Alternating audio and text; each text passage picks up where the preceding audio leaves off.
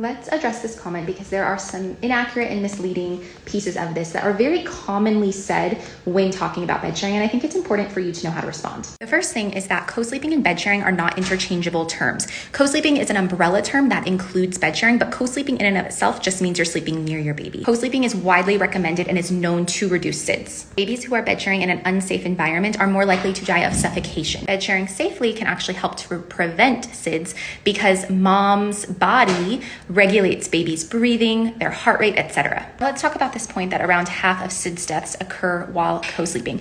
This doesn't really tell us anything because we know from research, some data shares with us that it's about 47% of parents who bed share, and some has it closer to 80 to 90% of parents that bed share at some point, even for a short amount of time. We know that around half of parents, if not more, are bed sharing. Let me give you another example. Say we had 50% of the cars on the road were green and 50% of them were blue. If a study came out and said that 50% of car accidents occur in blue cars, that wouldn't tell us that blue cars are more dangerous. That only shows us that blue cars are common. And in this case, all that data tells us is that it's common to co-sleep.